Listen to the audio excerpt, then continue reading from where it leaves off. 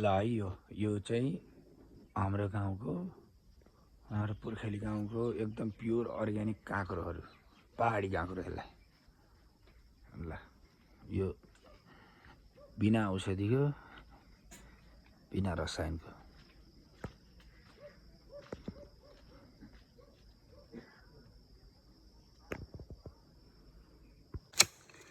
ल यहाँ ट्याक्क लाएर तामा काट्दैछौँ हामी पहाडको तामा टक्क बिहानको हाम्रो ब्रेकफास्ट अब बिहानमा गाउँको मोही र मकै हामीले झ्याम्मै यसरी हो खाने एकदम स्वस्थकर खाना ए यार के बोकेर ल्यायो यार यस्तो यार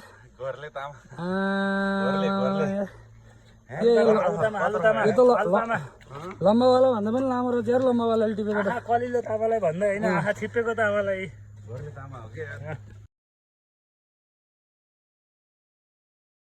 बिहान अब मजाले घाम लागेको है अहिले मौसम यस्तो परिवर्तन भइसकेको छ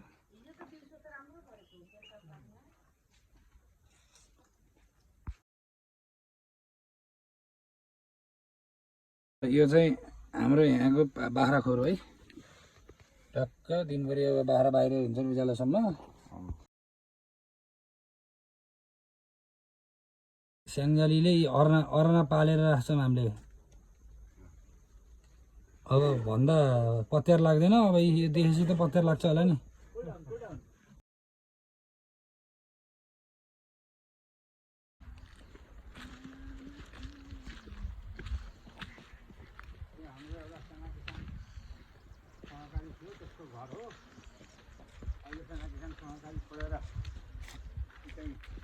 हजुर